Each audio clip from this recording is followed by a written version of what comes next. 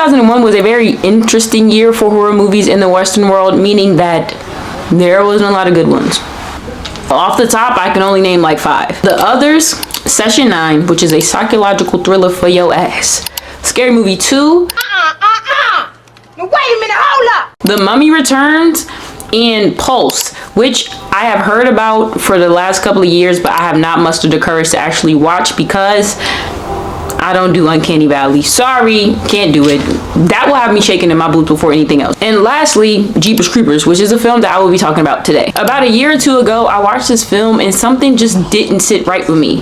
That thing being that this woman is the most useless psychic ever. As a writer, I figured she was there solely for exposition, and I strongly believe that the story would be better without her being in it. And that was gonna be the basis of my video originally.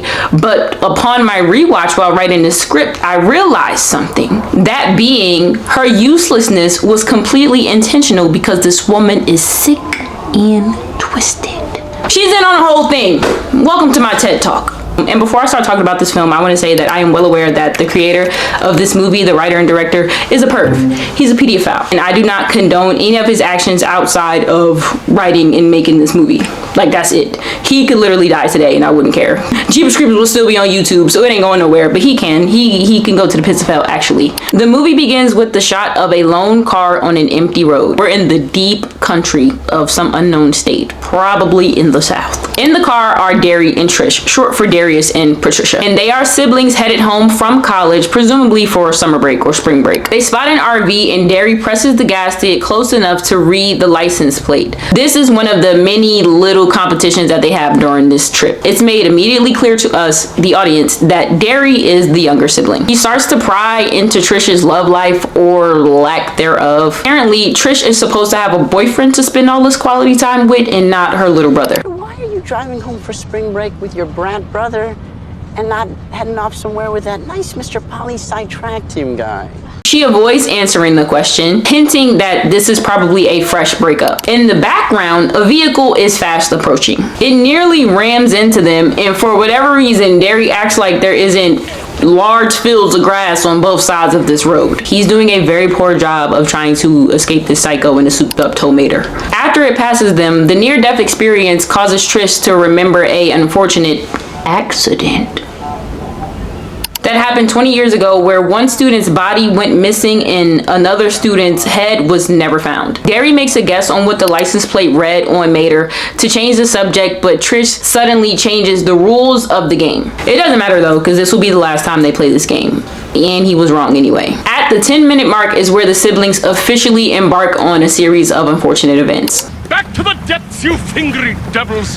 You will not devour this boy's head today. This is my favorite scene in the movie because they're being nosy, right? And the way that the scene is shot gives the impression that you, the audience, is in the car with them being nosy too. They see a man throwing what looks like a body covered in bloody sheets down a large pipe in broad daylight. This motherfucker is a menace, and we will be reassured of that fact every single time he is on screen. He sees them seeing him and does not break eye contact at all. And he does that on purpose. You cannot convince me otherwise. He hops back into Mater, pulls up on the siblings, and this time he actually rams into them. Derry finally realizes the second time that there's nothing but space and opportunity on these back roads and swerves. And the road raging lunatic just passes them and leaves them with their lives for now. To me, this is the moment where Derry's fate was sealed. Yeah, Derry was never gonna survive. I'm sorry. It was always gonna be him. It was always gonna be him. He's an idiot in like a horror movie way, but he's like a top tier level dummy. He has a trifecta of the biggest, brightest, one could even say courageous ideas, starting with going back to the pipe and seeing what's in it. He gets Trish to go along with the rescue mission by guilt tripping, I guess you could call this that. Just drive off, leave who's ever back there. Maybe find out later they'd still be alive if you'd just gone back. Don't try and make this about the right thing to do. He makes her feel bad for choosing to, I don't know, survive. And then they end up going back. The pipe is buried deep within the backyard of an abandoned church. Derry calls down the rusty opening and hears a soft cry from below. Hello? The second wonderful idea he has is to crawl down the pipe. He wants to crawl down the pipe and try to help this person up. I can't even. Okay, you know the part in scary movies where somebody does something really stupid and everybody hates them for it? This is it. He ends up falling down the pipe because he's more scared of rats than he is of being stupid. And his significantly smaller big sister couldn't hold his body weight. He finds exactly what he's looking for, a person wrapped in a bloody sheet. The last great idea he has is to open the sheet, revealing that corpse's torso has been ripped open and sewn back up. After telling Trish to be on the lookout while he finds a way out, Derry sees a couple of bodies on the floor before his flashlight lands on a old-fashioned seamstress station. While checking out a weird symbol, he notices that his shoe has been untied from the fall, and a liquidy substance drips on him after he's done tying it. That substance came from one of the many bodies that is attached to the walls and the ceiling of this dungeon of sorts. He walks up to one of the bodies, and after a little observation, he deduces that he found the head that went missing 20 years ago. Remember when Trish was talking about that? On the surface, Trish does a terrible job of being a lookout.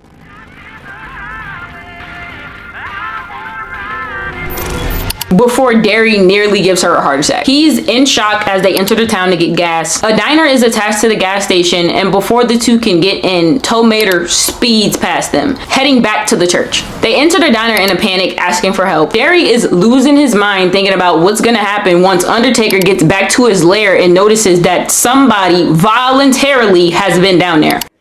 I'm so scared, Trish.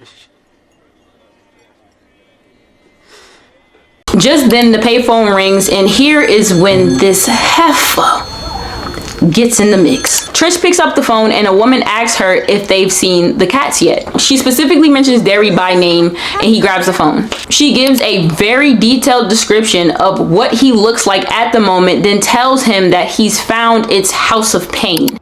I don't know if it's a demon or a devil, or just some hungry thing from some dark place in time.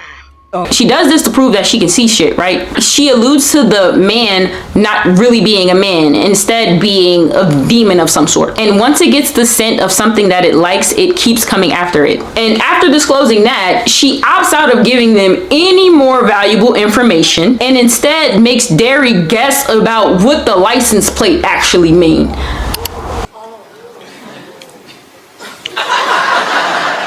Then she plays a song warning Derry that if he hears this, that's his ass. I hate this lady. The police finally show up after a while, and Derry tells them about everything he saw. Both officers and Trish question the legitimacy of what Derry actually witnessed. They have a hard time believing that he found the preserved head of a 20-year-old body, but they send cops to the old church to check it out anyway. The waitress interrupts the conversation after the patrons witness the man sniffing Derry's laundry that was sitting in the back of the car. With this happening in the phone call earlier, Derry is shitting bricks right now. The two officers are escorting the siblings back into town when they get a call over the radio that the old church is on fire. Derry ponders on how exactly the creep made it to the church and back to the diner in such a short amount of time. The conversation becomes about whether or not Trish finds the male officer attractive as Derry switches through the stations, landing on a modern, upbeat version of Jeepers Creepers. That's the song. It's the same song that Trish playing. That lady on the phone. Because of the loud music, the two can't hear the patrol car swerve after both passengers get their heads ripped off behind them. The creeper throws one of the heads at Trish's windshield, the arm on that man, thing, person, demon. And this causes her to lose control. Trish gets out the car to check on the officers. She sees someone in the driver's seat and calls out to them, immediately retreating after her eyes land on the head of the man that she was just insulting, laying in the middle of the street. Trish and Derry don't immediately pull off like they're supposed to because they're nosy.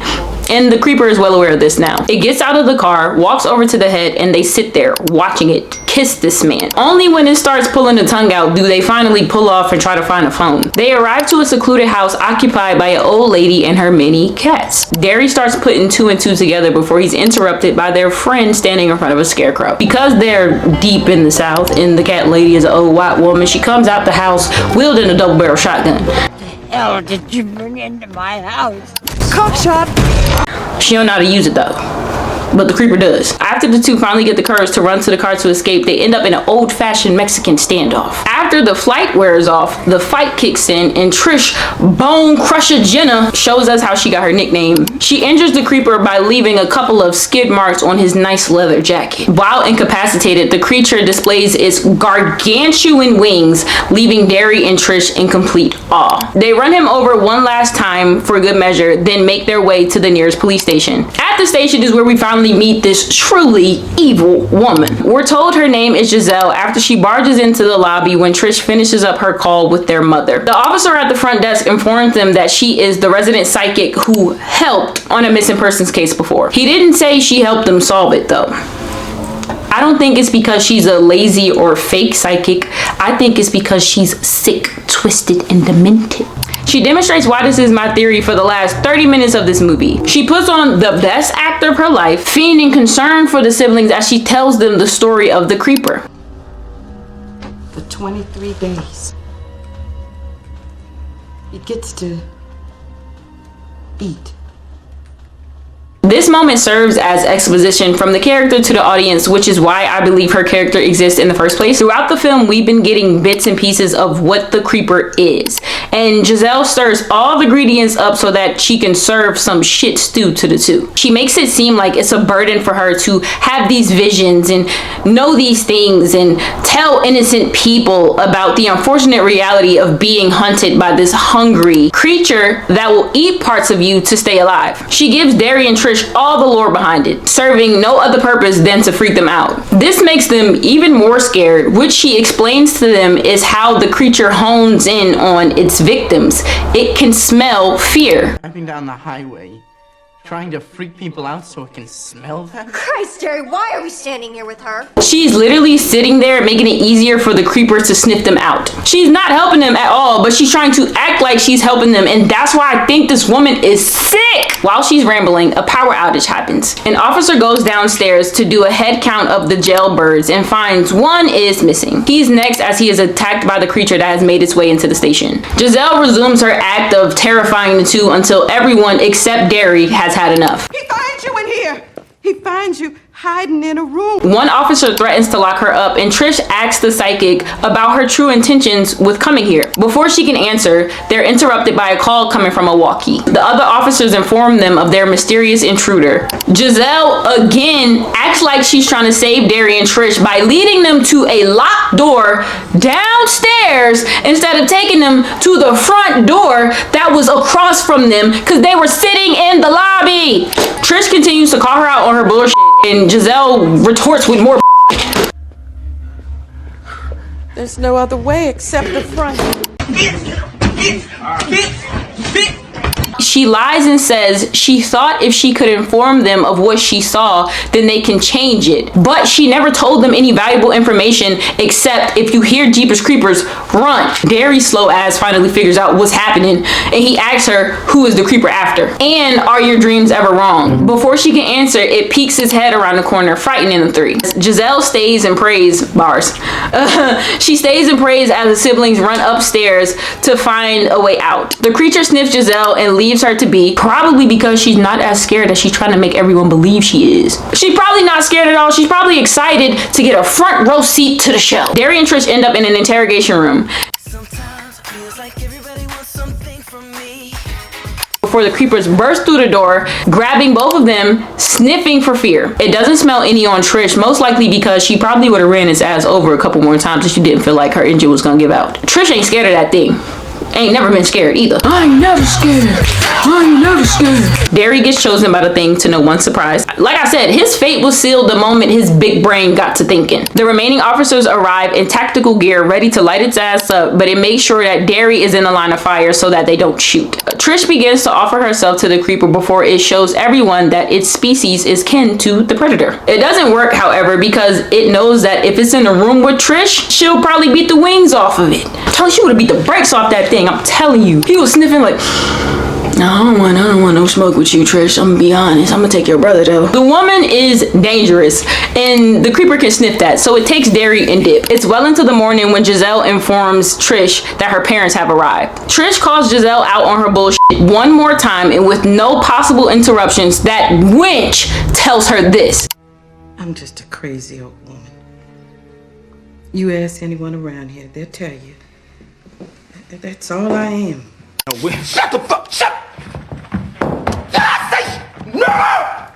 Oh shit! Say it again! Say something else! The movie ends with Derry's eyes being turned into hors d'oeuvres and served at the creeper's new lair. Jezelle was in on the whole thing. You cannot convince me otherwise. She's his minion. A sidekick, if you will. She literally did not help anyone but the creeper. She told Derry everything he needed to know to make him more terrified than he already had been. Didn't answer him when he started to realize his fate, leaving his brain to wonder about his horrific future. She's an agent of chaos.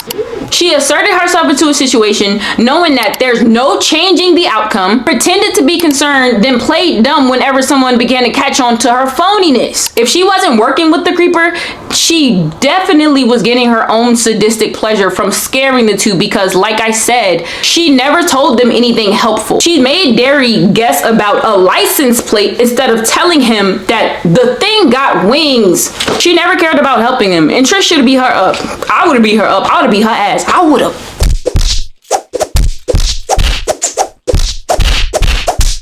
And let me be clear, I don't have a problem with her being aware that there was no saving Derry from being eaten and Trish from being traumatized.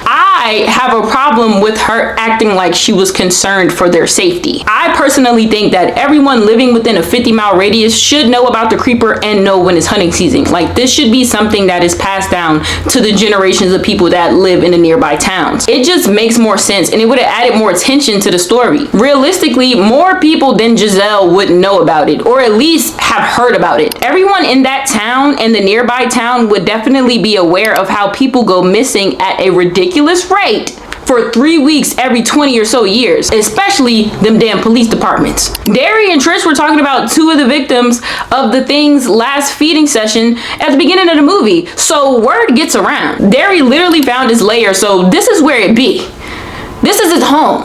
This is his hunting ground. This is the headquarters. Like, everyone should be aware of this thing. They might not know that the church is the lair. I mean, no, because it only hunts for 23 days every 23 years, meaning that some mischievous teenagers, some drunk teenagers, or people just who are nosy and don't want to mind their business in this small town when there's nothing to do could stumble upon the church and the bodies while the creeper is hibernating. Like, that doesn't seem too far-fetched to me. I don't know. I just feel like Jezelle being the only person that knows about the creeper in this small town in the middle of nowhere does not make sense, especially because as a person who has involuntarily lived in a small town in the middle of nowhere, those people live there for generations. They don't be going nowhere.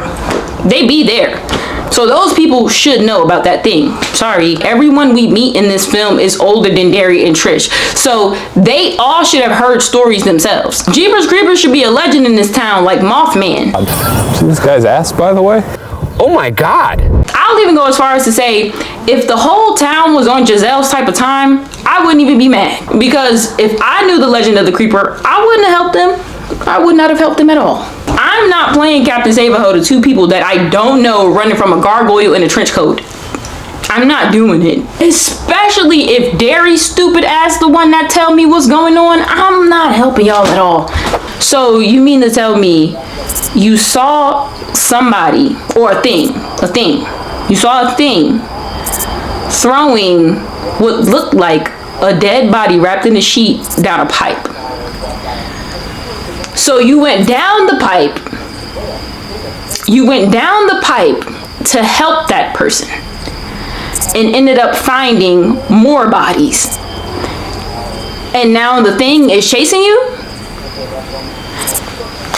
Get off my porch. Go somewhere else. I'm not helping you. Get out of my face. You're stupid. If you was a random victim, like if the creeper was just coming after them to come after them because there was nobody else there, you know, that place looked empty as hell. If he had nothing to do with the creeper wanting to get him, and he just existed, and the creeper caught a whiff, then I still wouldn't help, but I would at least let them call the police on my phone.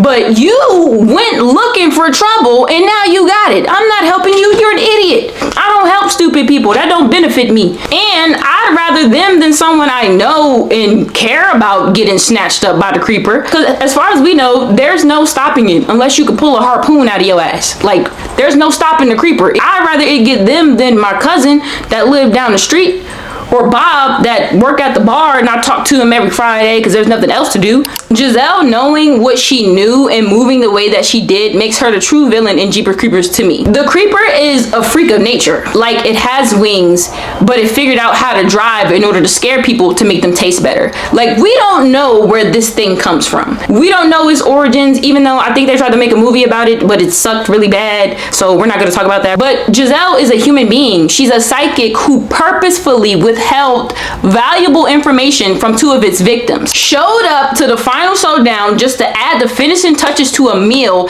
then served them up to the creeper on a silver platter. What she did when Trish asked her, like finally asked her, why are you even here, and there was no interruptions, I'm telling you, I would have beat the brakes off that lady. I'm just a crazy old lady who just have visions, and sometimes they're really, really vivid to where I basically could see the future, but whenever you ask me about it, I just don't know. If she would have told me what she told Derry, I'm telling you, I would have made sure that vision was going to be her last one. Yeah, I'm giving you a first class ticket to meet your Lord and Savior, Jesus Christ. Congratulations. But yes, my name is Latasia, and this is my commentary on how Jezelle was the real villain of Jeepers Creepers. You cannot convince me otherwise. If you like this video, comment, subscribe, and share. It would help me out a lot. It would help me make more videos because I like making these videos. They're really fun. I hope you had a great day, great night, great week, and thank you for watching.